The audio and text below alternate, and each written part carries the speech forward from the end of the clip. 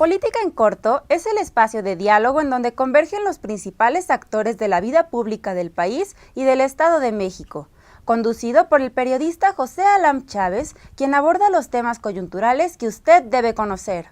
Quiero darle muy buenas cuentas al gobernador, reiterarle que en el estado más poblado del país tendremos el mejor instituto de la juventud del país. Fui de los rectores en México que lamentó profundamente esta situación y la sigo lamentando. El caso de los estudiantes de Ayotzinapa. Y creo que la gente pues siempre con esta expectativa de cambio tuvo la confianza nuevamente pues de regresar con los gobiernos priistas. Yo no voy a permitir a ningún, ni sindicalizado, ni de confianza, que no trabaje. Por supuesto que el Poder Judicial no participa de ningún acto de venganza privada, ni tampoco que la sociedad tome por su cuenta el derecho. Para eso estamos las instituciones. Me parece que hoy el tener el proyecto de una posible reelección es el mejor escrutinio que podemos tener los políticos para pensar que podemos hacer bien las cosas.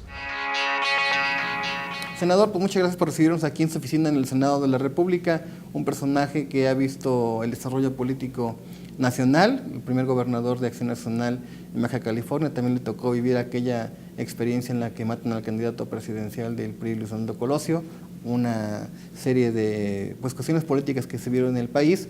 Hoy el Partido de Acción Nacional vive otra situación donde Margarita Zavala renuncia al Partido de Acción Nacional. Algunos dicen que es un hecho inédito en el Partido de Acción Nacional, que es un golpe tremendo pues, en lo que significa la unidad. Usted ya nos irá abordando esos temas durante el desarrollo de esta plática, pero muchas gracias por recibirnos. José, con mucho gusto, muchas gracias.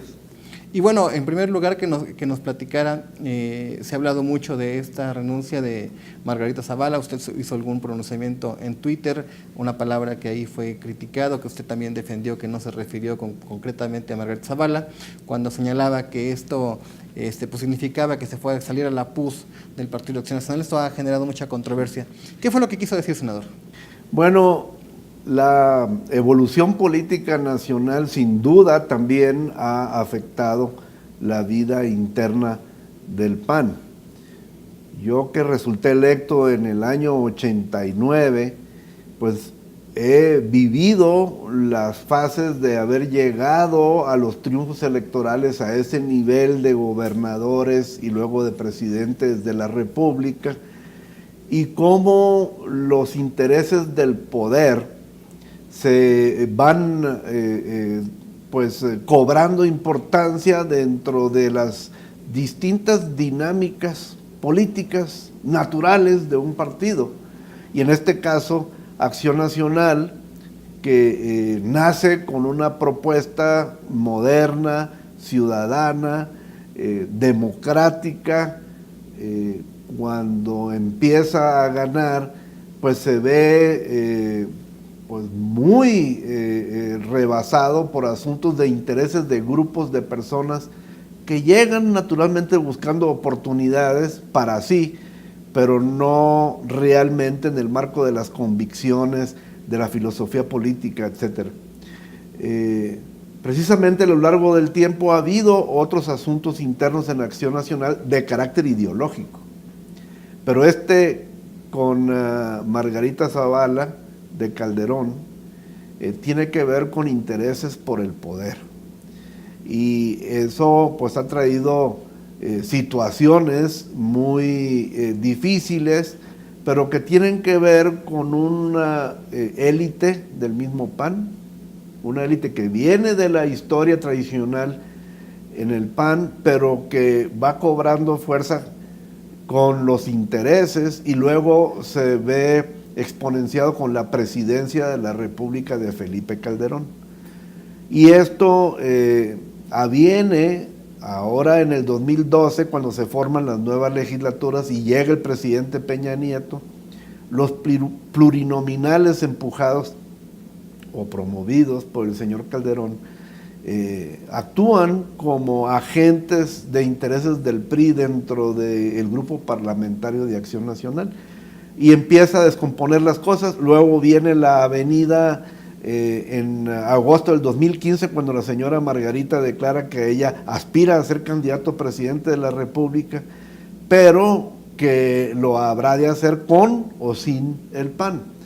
Y de ahí en adelante ella continúa presionando la vida interna de Acción Nacional hasta el desenlace por el cual usted refiere toda esta dinámica, y que cuando los legisladores plurinominales promovidos por Calderón traicionan al grupo parlamentario y junto con el PRI se quedan con la mesa directiva del Senado, a ellos es que me refiero como la PUS, porque son ellos un malestar que vivimos aquí por mucho tiempo, y al tomar esa decisión con el PRI ya queda objetivamente claro que son gente del PRI y siempre lo habían representado. Vamos a tratar de hacer como un balance de cuando es gobernador a la época actual y la aspiración en la que pues se tiene para el 2018. Hay algunos jóvenes que no se acuerdan mucho de aquella época de 1994, aunque usted toma la posesión del cargo antes. Lo que marca pues un antes y un después en la historia política, sobre todo del PRI, es el asesinato de Luis Donaldo Colosio en Lomas Taurinas, en una ciudad que pues, pertenece a Baja California y que usted gobernaba. Esto generó pues una serie de conflictos incluso políticos, diálogos, y algunos llaman las concertaciones entre el Partido de Acción Nacional, el PRI, y después el surgimiento o consolidación del PRD. Como gobernador, ¿cómo vivió esos momentos? ¿Fue un golpe político también para su estado?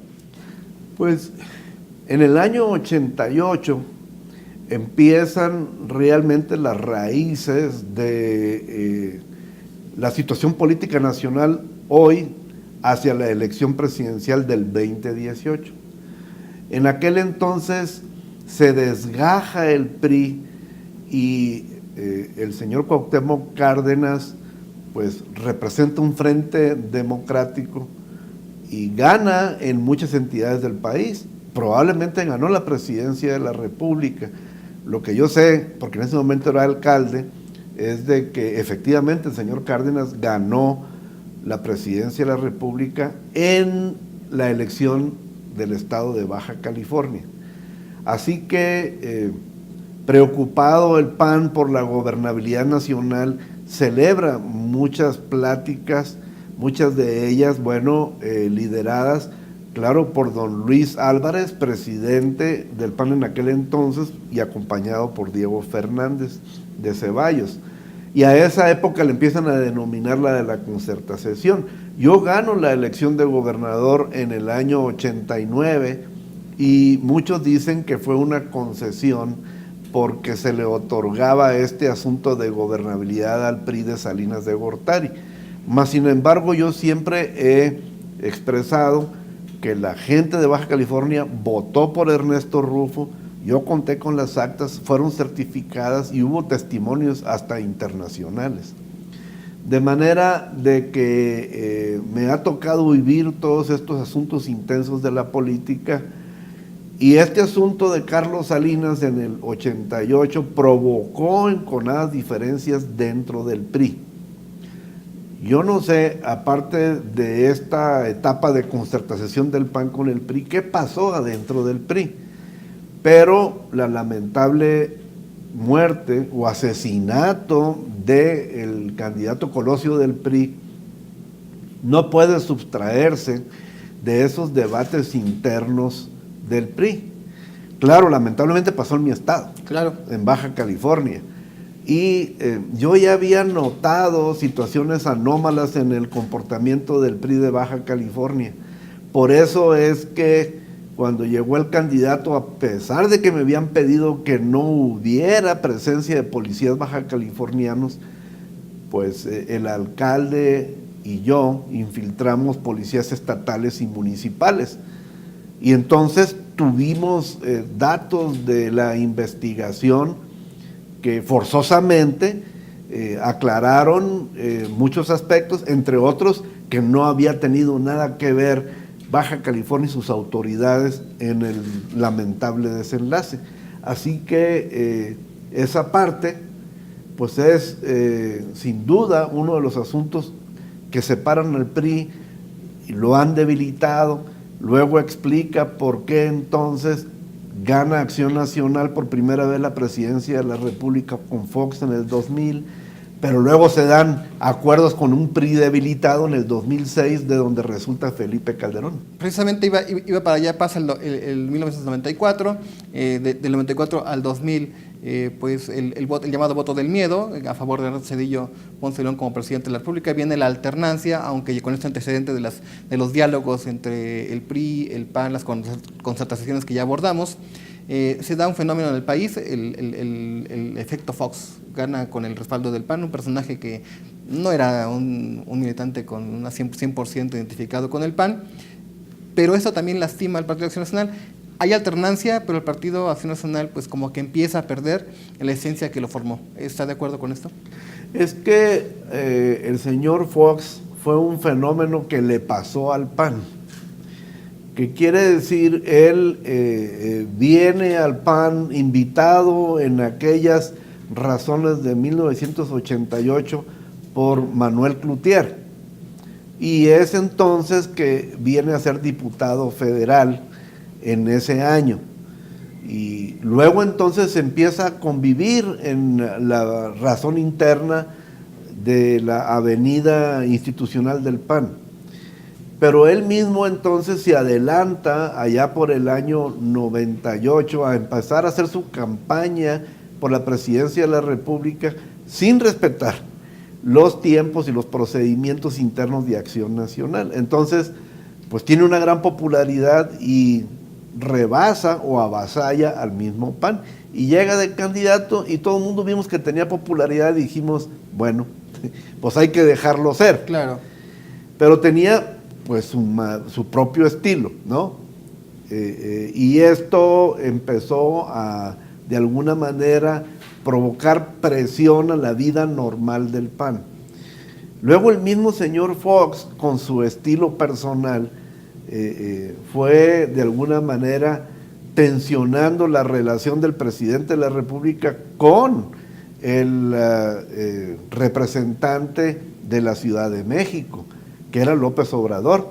Lo fue tensionando y hasta llegó un evento de una diferencia que usó Fox para tratar de desaforarlo, y yo digo que eso martirizó a López Obrador, claro, y lo hizo candidato para el 2006.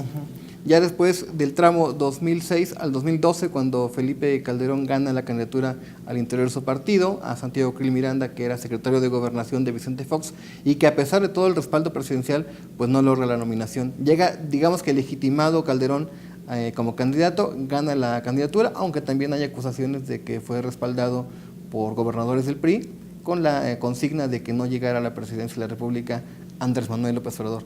¿Cuál es su recuerdo de esos años? Bueno, que efectivamente hubo estos asuntos de interés entre una parte del PRI y Felipe Calderón. Esto es demostrado absolutamente por los acuerdos que él celebra con la profesora Elvester Gordillo, de donde resulta que sus más allegados, que eran diputados federales en aquel entonces, como el señor Moreno Valle,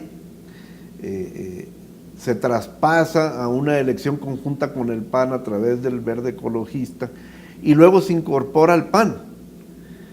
Esto pues demuestra los acuerdos que Felipe Calderón celebró con gente del PRI, de una parte de ese PRI que también estaba muy debilitado, y que a pesar de que el presidente Fox no tenía esa cercanía o esa amistad con Felipe Calderón, lo tuvo que aceptar y luego terminó respaldándolo.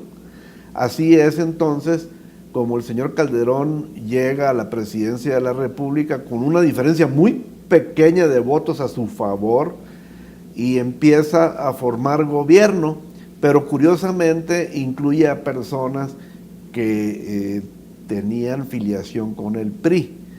Y esto entonces, ahora a la luz de la historia y ver los acontecimientos, uno se da cuenta que fue un cogobierno que hizo Felipe Calderón con el PRI. En ese momento también, de 2006 a 2012, surgen los frentes llamados opositores, el caso de Rafael Moreno Valle después en Puebla, el caso de Gavino Cue en Oaxaca y otra serie que pues ya como que se dan cuenta que es una estrategia en la que PAN y PRD pueden competir. Hoy nuevamente se habla de los frentes opositores. En ese momento y a la fecha, ¿considera que es la única vía posible para ganar elecciones? Yo lo veo hasta que es una forma que se ha integrado de manera natural. ¿Por qué lo digo así? Vemos por un extremo el populismo mesiánico de López Obrador, que todo lo resuelve sin decir cómo. Y está también el populismo corporativo por el control sindical de algunas centrales y de los burócratas por parte del PRI. Por eso le llamo yo populismo corporativo corrupto, porque hay una manera que todos vemos de cómo se han robado el dinero, pero por otro lado es como hacen las componendas políticas. Eso a muchas otras formas de ver de distintos ciudadanos que están en distintos partidos políticos diferentes a estos que he mencionado, y para ser competitivos como que les abona juntarse. Por eso digo que es de manera natural, donde la parte principal es Acción Nacional. Hace rato comentabas la debilitamiento de Acción Nacional, pero de hecho lo que está sucediendo es un alivio el que esas representaciones que estaban aliadas con el PRI se estén yendo, Okay. ¿no?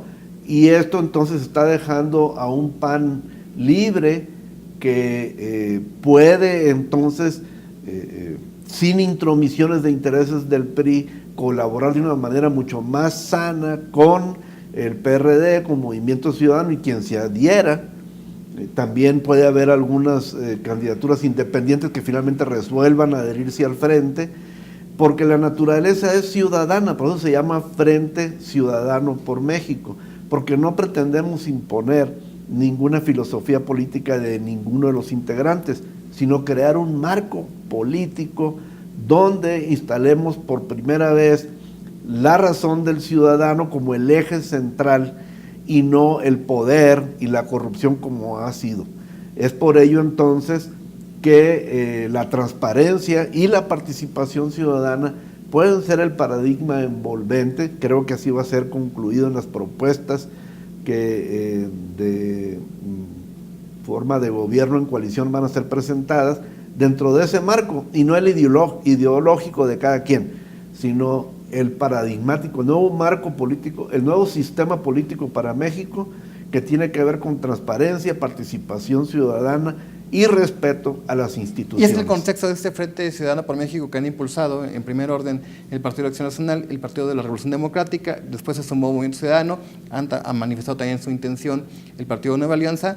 Es de 2010 que se ganó con un frente opositor en Guerrero, en Oaxaca, en Puebla, luego viene el 2012 el triunfo de Enrique Peña Nieto del Estado de México, gobernador.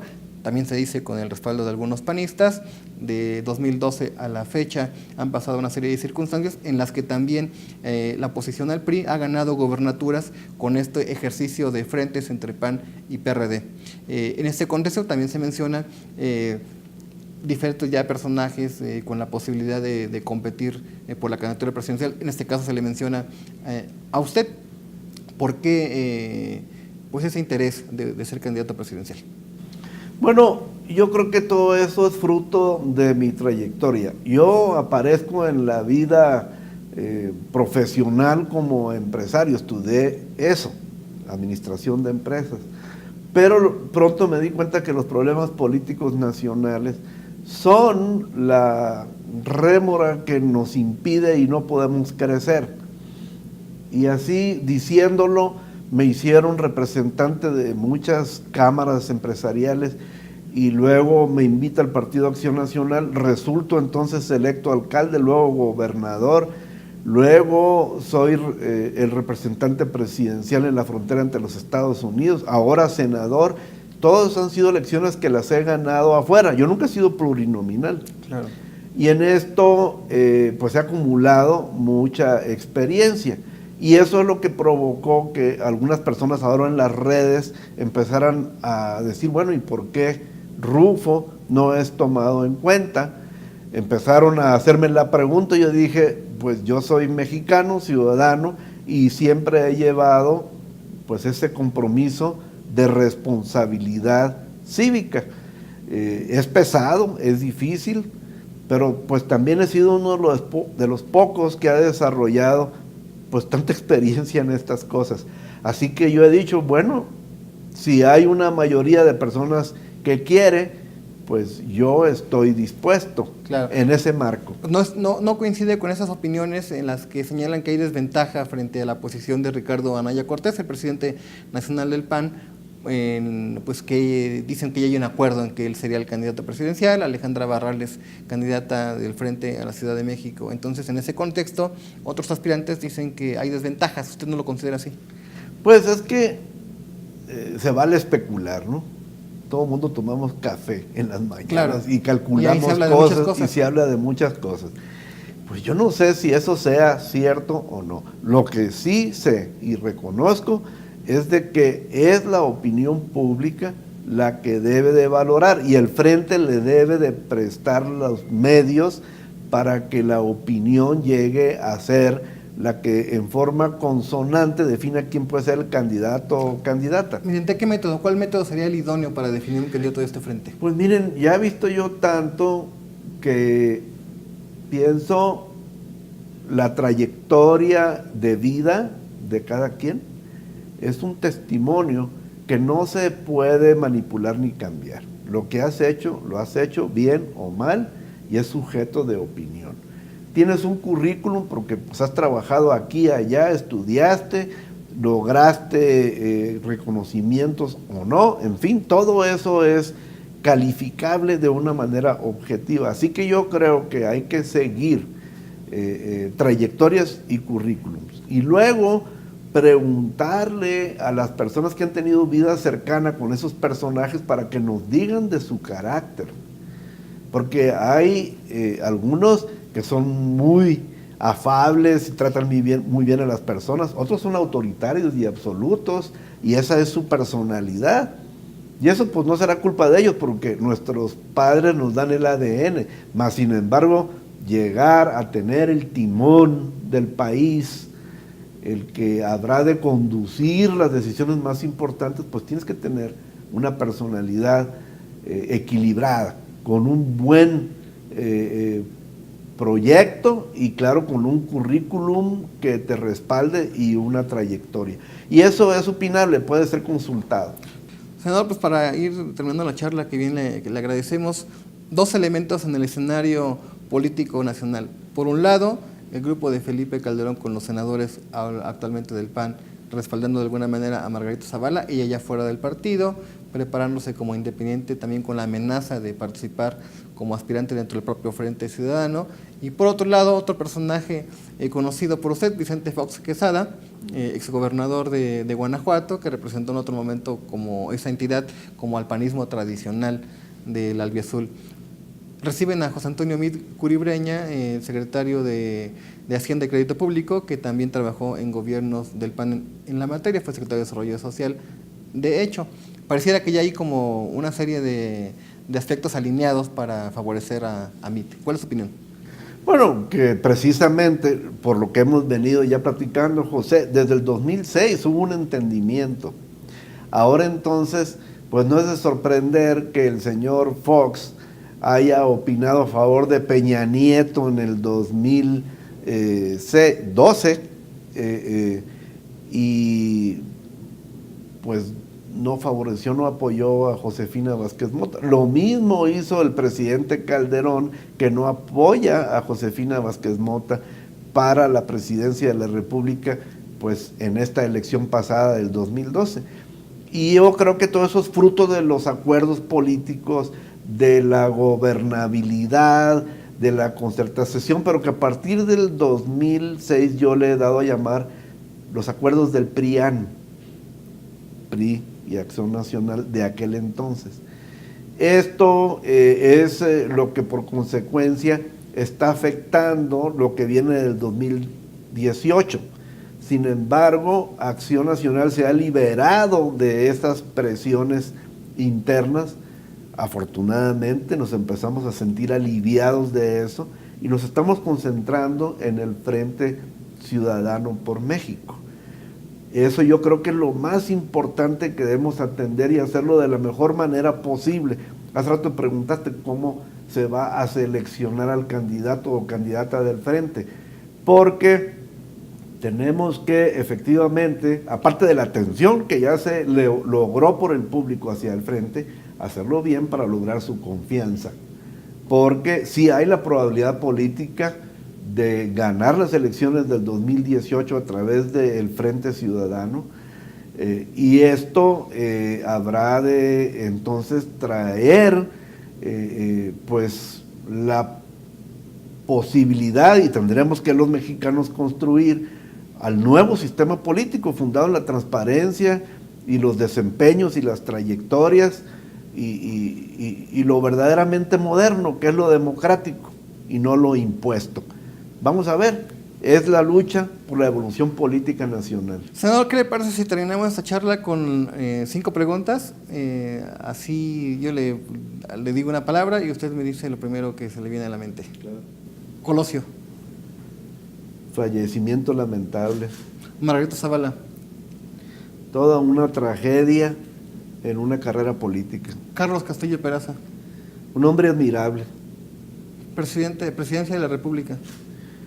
Pues una razón de rumbo nacional. Ernesto Rufo. Alguien que se le fue la vida haciendo política sin esperarlo. Familia. Lo más preciado que tenemos cada uno de nosotros. Senador, pues muchas gracias por esta conversación. Gracias, José. Muchas gracias.